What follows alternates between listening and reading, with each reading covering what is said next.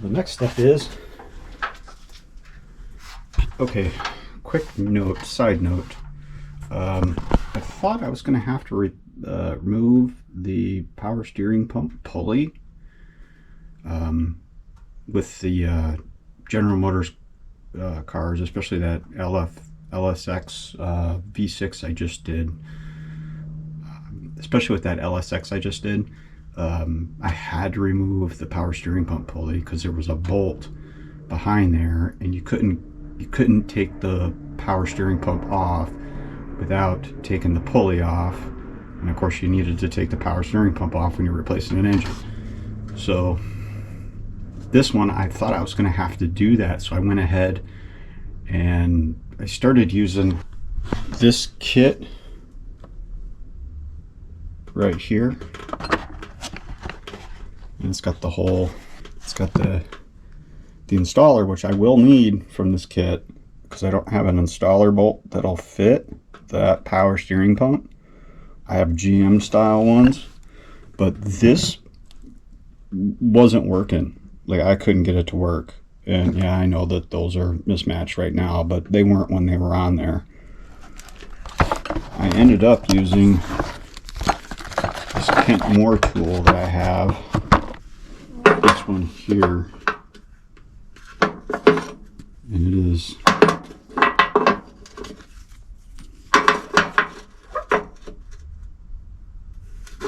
I don't know if you can see that or not. Anyways, is part number, I can't even see it, 125034-B. And this thing worked perfectly. I don't know what model power steering pump pulley this is supposed to be for. Probably GM, because that's mainly what I work on. But this one worked great. It actually worked perfectly. It slid right on there. The problem I was having was that end that comes on the other style wasn't working right. It kept getting threaded on, or getting set on there, and when I started tightening it to remove the pulley, it would get crooked, and I couldn't get it to straighten out. Every time I kept trying to get it to straighten out, it would just go crooked on me again.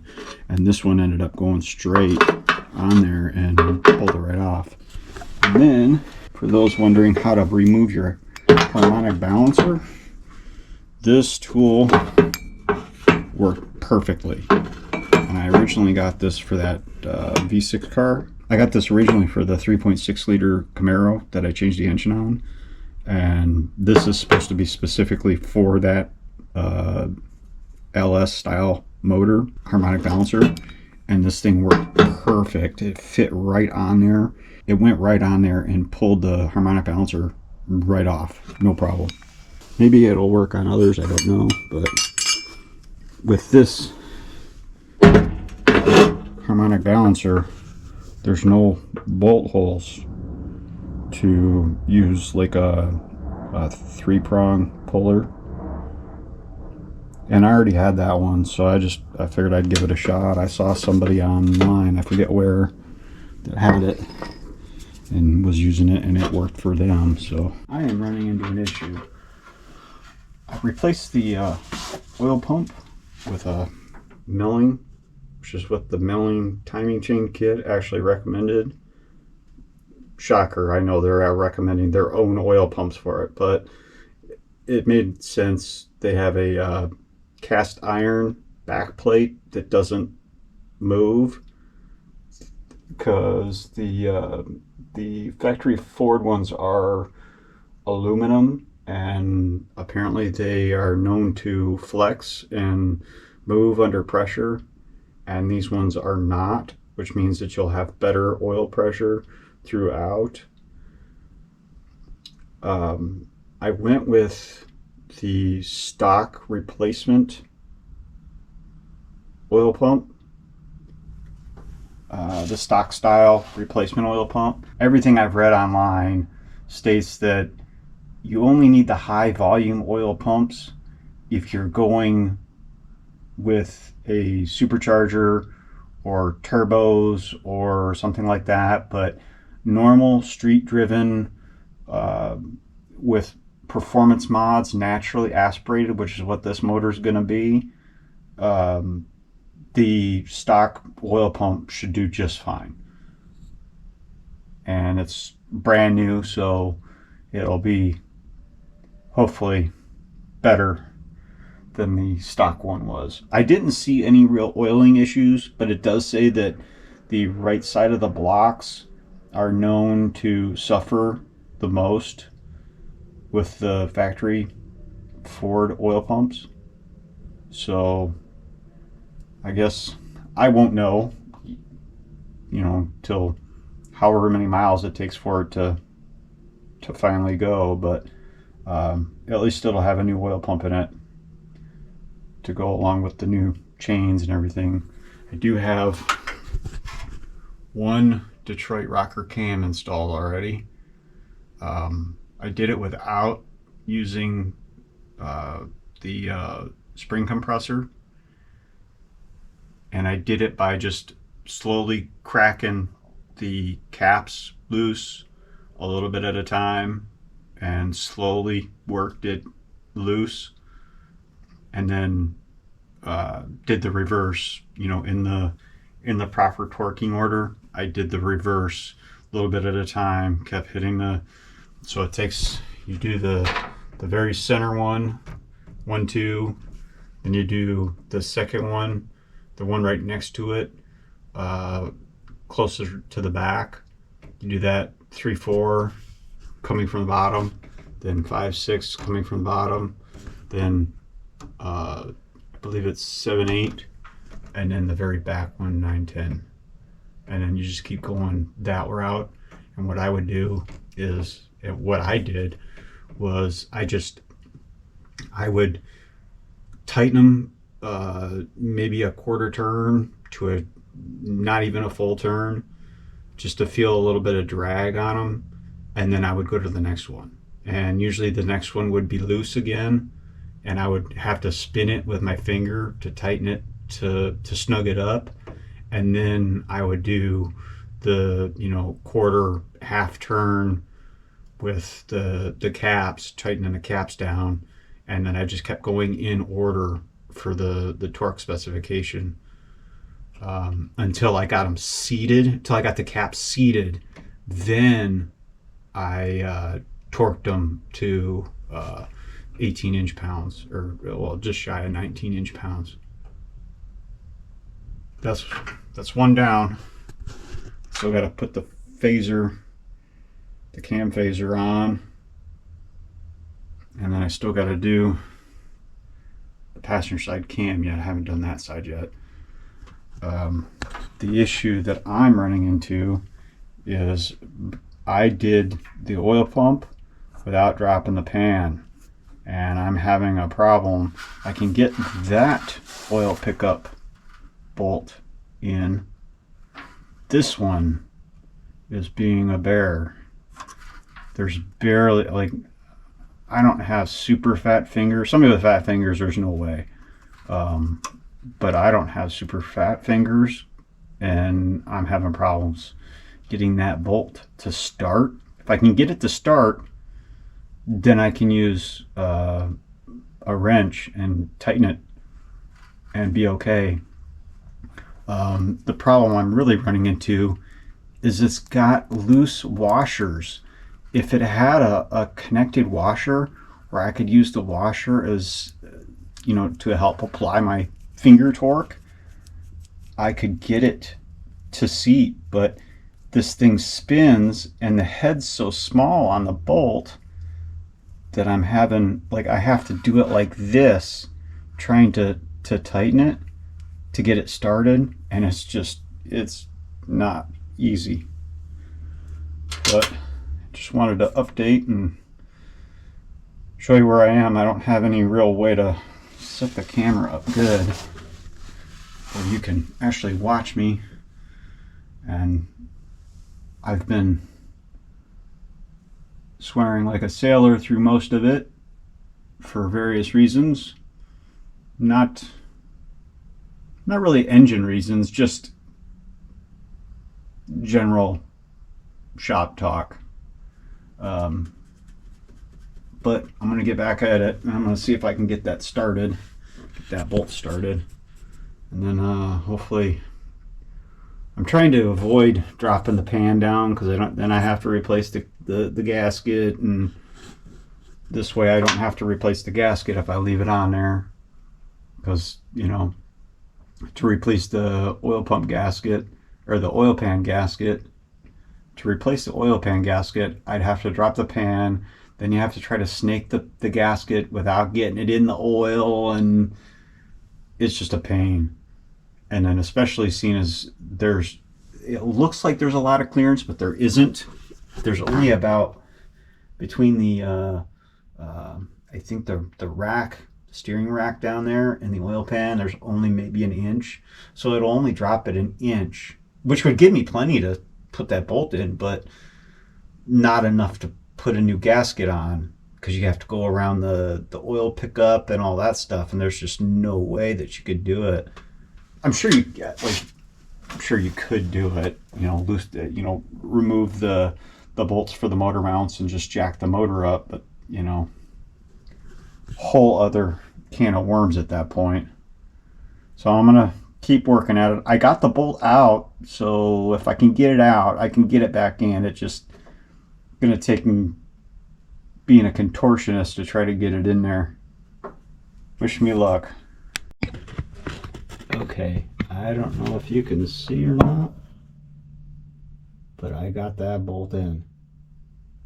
Don't even ask me how I did it.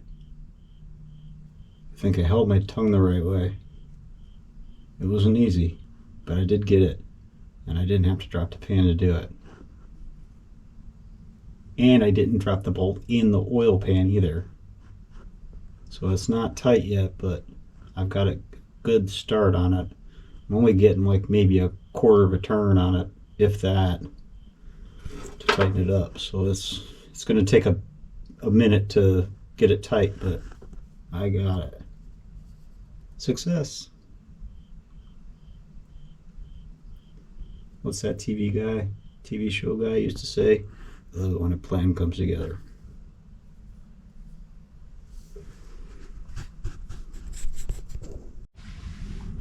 The other thing with these Ford modular engines,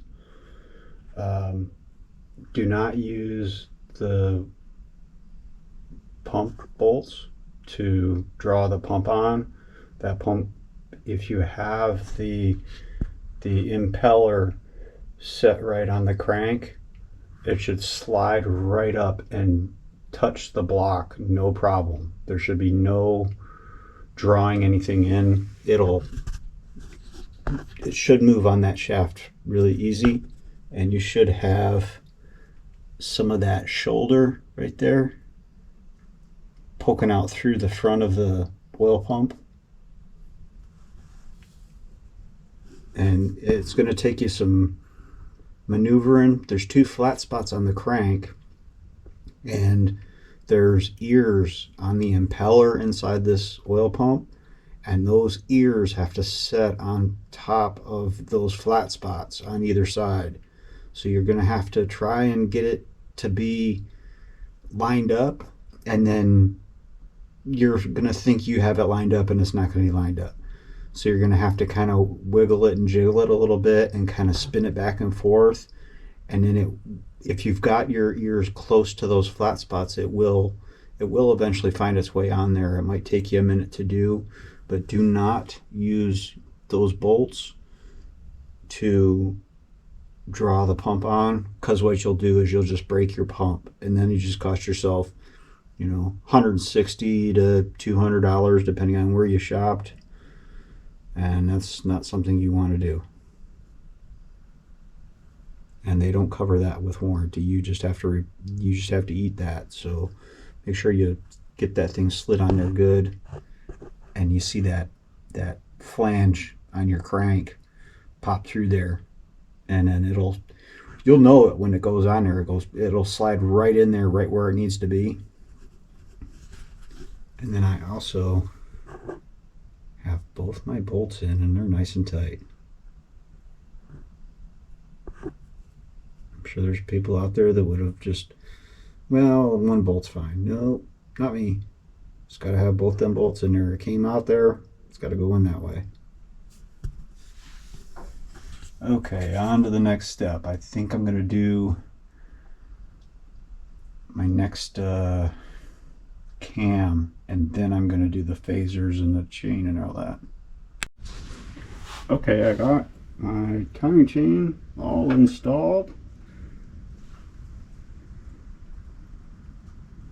All that stuff's all torqued down. Got my phaser, my cam phasers are on and torqued down. And in proper time.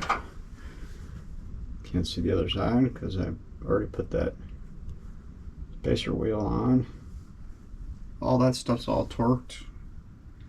The cam phaser bolts on the milling kit are actually reusable. It says so right in there that they're manufactured differently than the factory made them.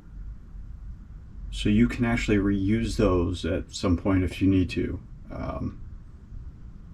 But just a heads up on that. I got my new oil pump installed and got both those bolts for the pickup tightened down. That was a bear. The only thing left to do is pull my grenade pins on my adjusters, my tensioners, and then I can well, I'm going to clean that flange off again. I already cleaned it once, but I'm going to clean it again. And then I got some spots I got to do some RTV sealing on, like right where the heads meet the block. Had RTV sealer on it. Down here where the front timing cover meets the block and the oil pan also gets a dab of RTV. And then once I'm ready to put my rocker covers back on, I do a dab of RTV sealer at the end right there on both sides where they meet the timing cover. I'm excited to get this thing back together though. Got both the cams in there, of course. I think I said that already, but I just wanted to say that that was really an easy job. There's no reason to remove the rockers if you don't have to. It saves you a step. The biggest thing I can say that what I did was I broke the bolts loose in the reverse order of the torque order when you're putting them on, and that way I broke them all loose that way, and then I would just, as I went, I would just give them like a quarter, each of the bolts a quarter turn in reverse order until they were all loose, you know, and you could pull them out with your fingers. And that's how I did it, and it went off without a hitch. I can say that make sure that you put the proper cam on the proper side. They are not identical. They are side specific.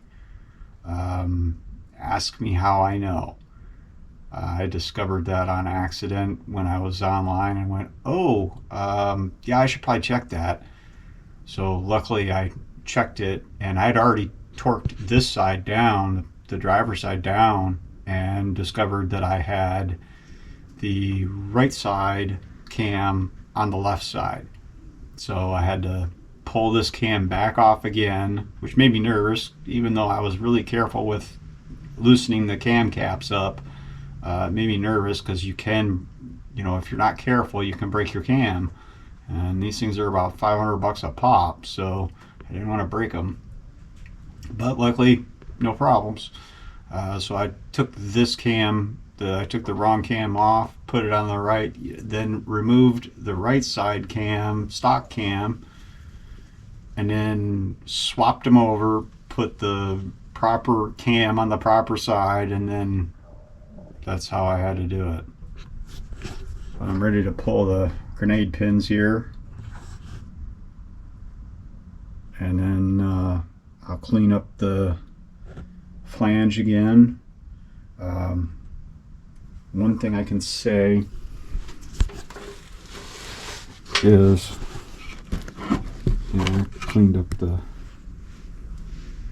front timing cover, so that looks prettier.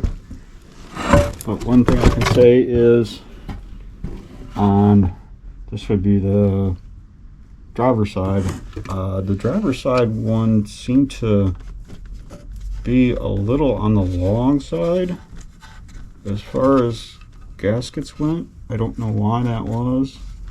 I can see it's still kind of not.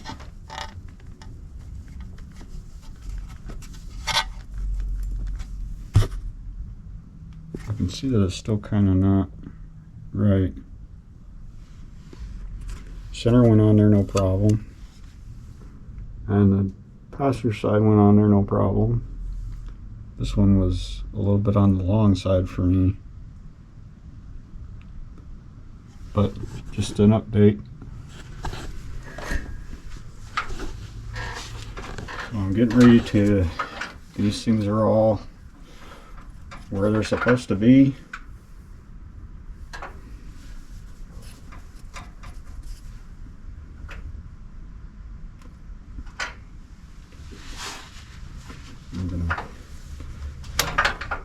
There's one. Now we have 3 seconds and it will explode. Just kidding. And there's 2. Fire in a hole.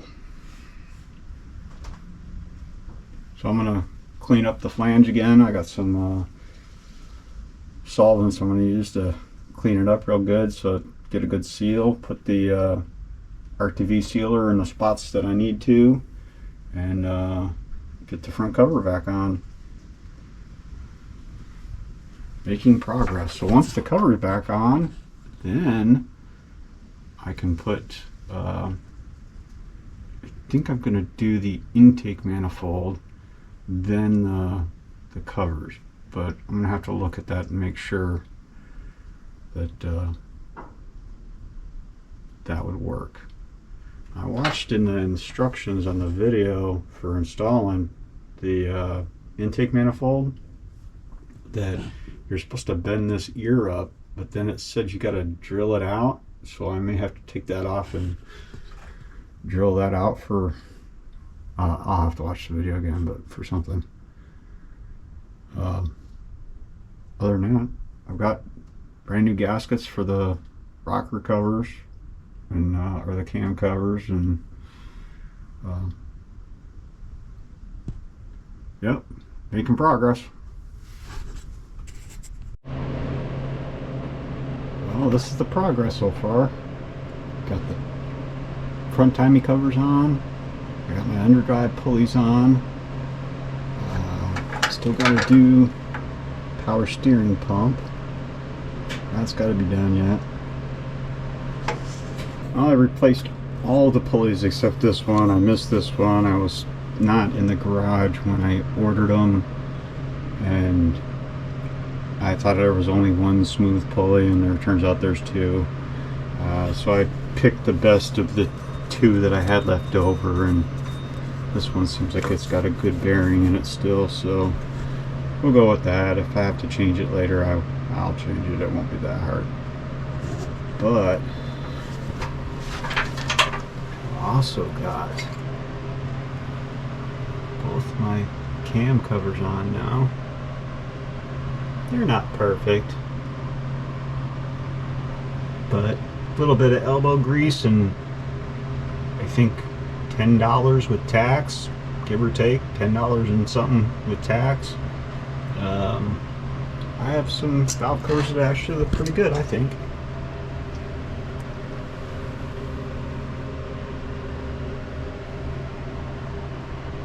Beats the nasty looking raw aluminum ones that it had on there originally. I mean, these are the same covers, they're just painted now. I just prepped them and painted them. And then I got that. I still gotta put the torque on all the bolts and everything. I got it sitting on there. She looks pretty good that way.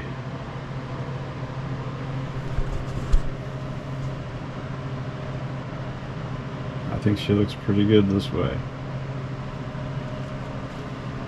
Of course, I still got to put the radiator in. Still got to mock up the cold air intake. Make sure everything fits the way it's supposed to. Of course, I got to put the fuel injection rails in and start getting all my wire connections hooked up. But I think it's going to breathe a little better. Cams, Ford racing intake and throttle body and the cold air intake, plus the underdrive pulleys. I would be willing to bet this thing probably will have about 330 to 350 at the rear wheels. And I didn't do headers, but it does have dual exhaust with H pipe, so that might make up some of it. I don't think the headers, I think the headers are good for like 12 to 18 horsepower at the rear wheels. You know, the numbers are back and forth. I think it depends on which size headers you get and whether you have a 91 octane tune or an 89 octane tune or whatever, but I'm going with the 91 octane tune. That and the definitely needs work ram air system that I'm gonna have, but fully functional. I think that's gonna help, at least, you know, going down the road, getting some fresh air into the engine compartment.